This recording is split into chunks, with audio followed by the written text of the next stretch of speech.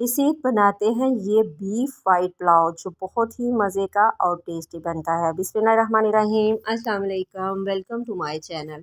मैंने लिया है बड़े का गोश्त 1 किलो, ये साफ़ कर लिया अच्छे से। इसके बाद इसमें डाला है अदरक लहसुन 2 खाने के चम्मच, हरी मिर्चें डाली हैं इसमें 4 से 5 अदद, कटी हुई दही लिया है मैंने आधी प्याली, इसमें दालचीनी के टुकड़े लिए हैं 3 से 4। इसके बाद जी हरी इलायची है, इसका मैंने मुंह खोल लिया हरी इलायची का, 3 दाने ये डाल दिए हैं। इसके बाद इसमें डालूंगी मैं जायफल। इसके बाद इसमें डालूंगी जी मैं और लौंग डालने के बाद मैंने 1 टीस्पून जीरा लिया है, काली मिर्चें 5 से 6 अदद, जवैत्री है और साथ ही सौंफ है 1 खाने का चम्मच, ये डाल दिया है। इसके बाद इसमें डालूंगी मैं 1 अदद प्याज साबुत है दरमियानी साइज़ का, और पानी डाल दिया है इसमें आधा लीटर।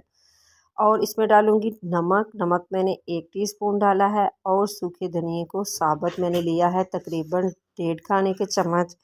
और इसके बाद दिया है जी इसमें पानी, तकरीबन जो टोटल पानी है वो मैंने इसमें डाला है 1.5 लीटर। और इसको लगा लिया है मैंने प्रेशर लगाने के बाद मैं इसको 15 मिनट का प्रेशर लगाऊंगी, और 15 मिनट में ये बहुत ही अच्छे से गल जाएगा। गोश्त का अपना हिसाब होता है, कुछ जल्दी गल जाते हैं, कुछ टाइम लेते हैं। तो जी ये यखनी जो है रेडी हो गई है। मैं गोश्त चेक करूंगी, ये अच्छे से गल चुका है। तो जी मैंने अब कढ़ाई ली है, उसमें डाल दिया है ऑयल डालने के बाद फिर मैं इसमें डाल दूंगी प्याज दरमियानी साइज़ की, ये डाल दिया है। मैंने सरसों का ऑयल लिया है, आप कोई सा भी ऑयल ले लें। यखनी को मैं छान लूँगी और गोश्त को मैं अलहदा कर लूँगी। तो जी मैंने जो प्याज है इसको बिल्कुल जलाना नहीं है, बहुत ही हल्का सा साइडों से गोल्डन होगा तो मैं इसमें डाल दूँगी गोश्त डाल दूँगी। बिल्कुल हल्का सा गोल्डन करना है, साइडों से हल्का सा, जब ये गोल्डन हो तो फिर आपने इसमें गोश्त डाल देना है। ये बहुत मज़े का, बहुत ही टेस्टी ये वाइट पुलाव बनेगा। तो वाइट पुलाव में मैंने इसको जलाया नहीं है। तो जी अब इसमें डाल दिया है मैंने गोश्त डाल के मैं थोड़ी सी इसकी बनाई करूँगी। गोश्त पहले ही बहुत अच्छे से गला हुआ है, तो इसकी बस बनाई करनी है थोड़ी सी। और इसमें मसाले जो थे वो सारे मैंने यखनी में डाले हुए हैं, खड़े मसाले। अब इसमें कोई भी मैं मसाला और ऐड नहीं करूँगी। तो जी यखनी डाल रही हूँ मैं इसमें।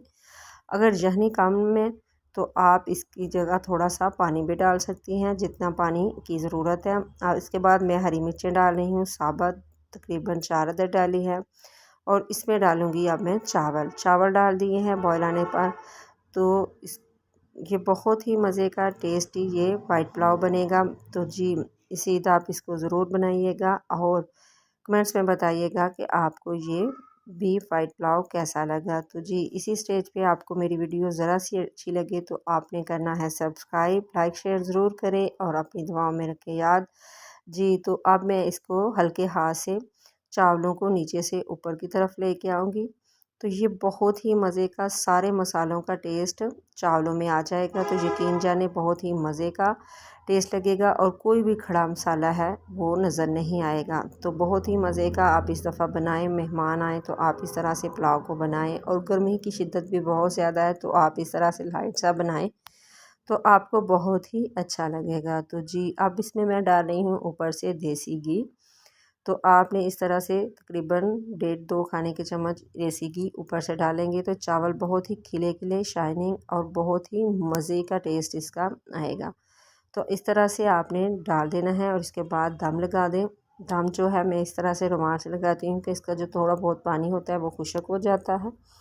और जो चावल हैं बहुत ही खिले खिले से होते हैं, और ये चावल बाहर के नहीं, बिल्कुल आम से चावल जो बाज़ार से इजीली मिल जाते हैं। तो ये देखिए एक एक दाना चावलों का खिला हुआ है, और इसकी खुशबू और जायका इतना ही मज़े का है कि सारे पुलाव आप भूल जाएंगे।